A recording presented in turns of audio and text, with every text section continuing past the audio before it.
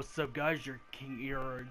What's up, my Archbishop Couch King and Knight. It's about time EX Turk, and I'm here with another Final Fantasy topic. And this is the topic that never gets talked about in the Final Fantasy community, let alone the video game community as a whole.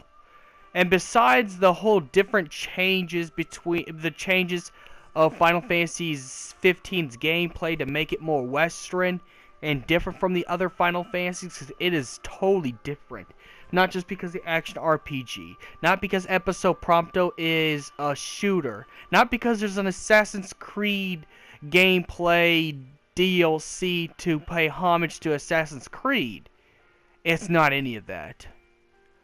But what is up with Final Fantasy 15's horror theme? Why does this have more horror themes than the average Final Fantasy game? Now, every Final Fantasy game is dark, in a sense that a dark event happens, you gotta stop the dark event, and sometimes you get a bad, horrible ending that just makes you so depressed that you want to drink bleach. You know, but that's not why.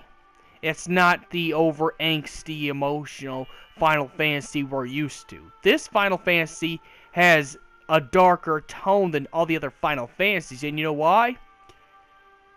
And when it was Versus 13, it was supposed to be the last chapter of the Fabula Crystallis Novia.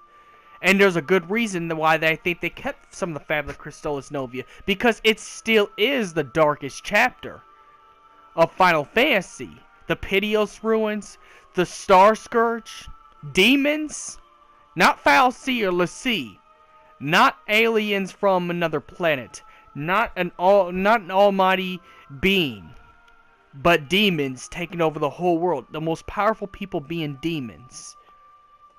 You know, even one runs the Star Scourge. This is a theme about Armageddon.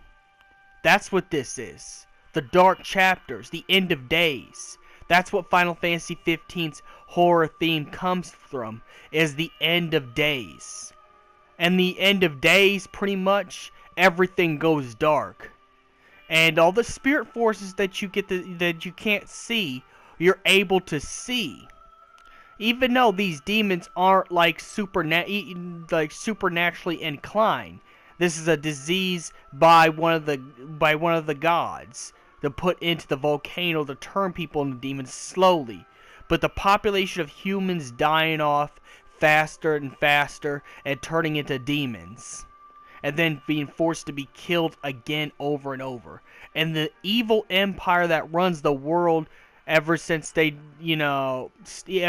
took out one of the bigger world empires, became the biggest empire, not only utilizes these demons, but are the actual demons controlling Armageddon.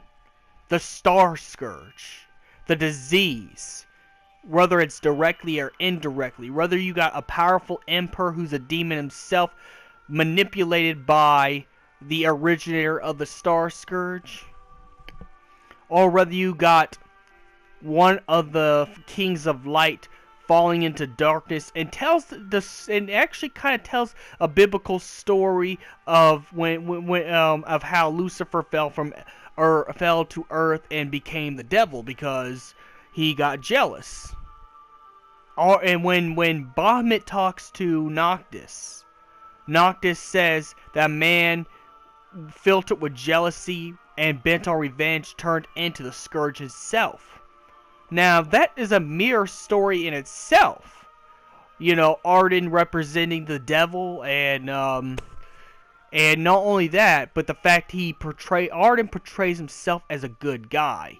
And because he portrays himself as a good guy, it's just like it is with, it's exactly like it is in the last days. The devil will portray himself as a good guy. In fact, he would portray himself as the Messiah, even though he's the fake one. That's exactly what Arden did in the end of the game.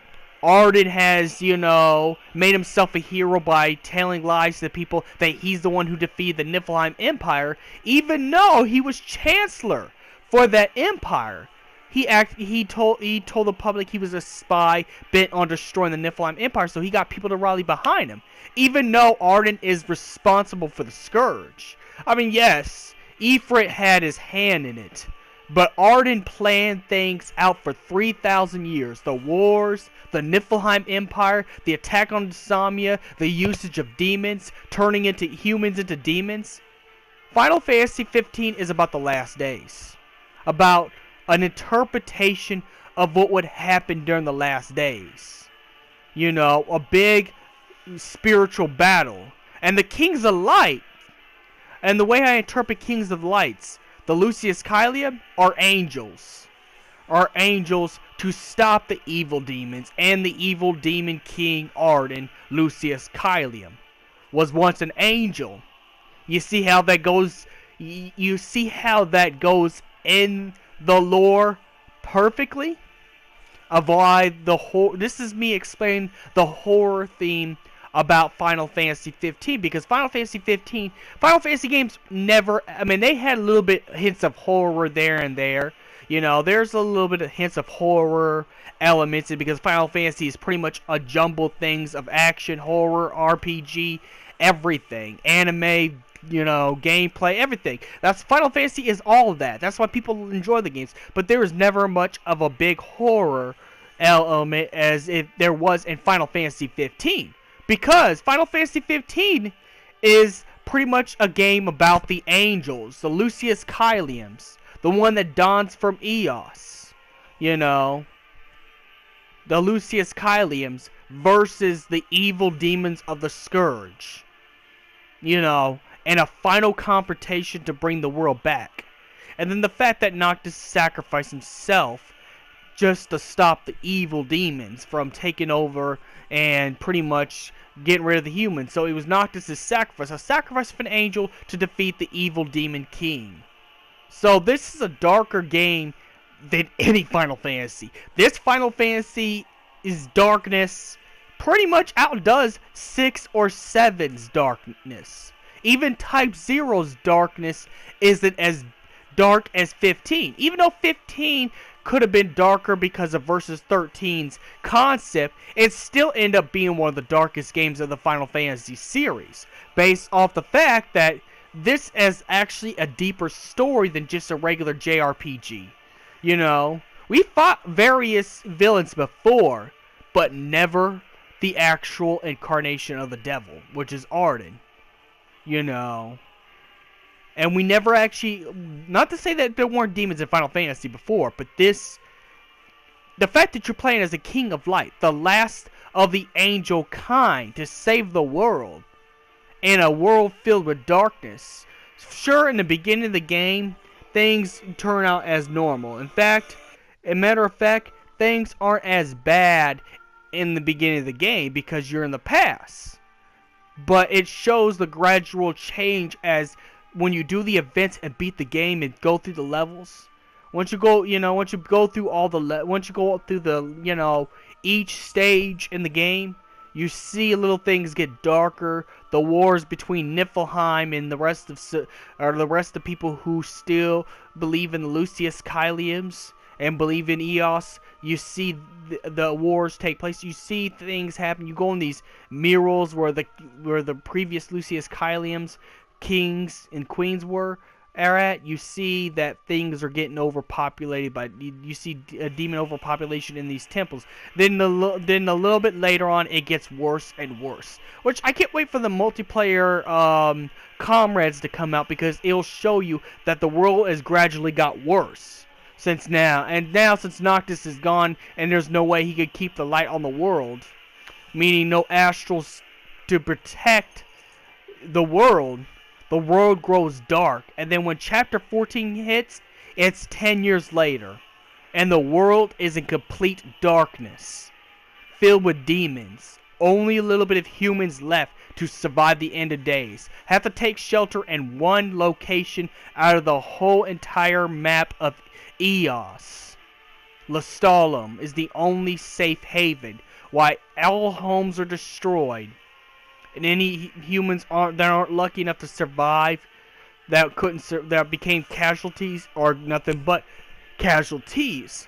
While Arden, the king of evil, the king of all darkness, Arden has told people that he's the hero that could save everybody. He was the one who defeated the Nephilim Empire. But the same man who's casted the darkness of the scourge and brought forth the demons to the world. But Noctis is supposed to defeat this darkness. And that's why King Regis was grieving, because he knew his son was the only one to defeat Arden but giving up his life. The last remaining of the angels, the Lucius Caelium. That's why I think Final Fantasy 15 is horror. That's where the Final Fantasy 15's horror elements are really relevant, is because this, out of all the Final Fantasy games, is the darkest chapter. Final Fantasy 15 is the darkest Final Fantasy story ever told.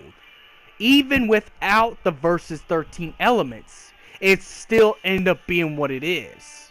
Now, it could have been expanded on, but story cuts and everything. But, in which, it's kind of too late at this point, and that's why we're going to get the Comrades DLC to explain everything that goes on. But that's why Final Fantasy 15 has a lot of horror elements to the game, besides being a Western action RPG. And tell me what you made the Crystal Beauty, and tell me what you think in the comments below of why you think horror elements are stuck in Final Fantasy 15's lore.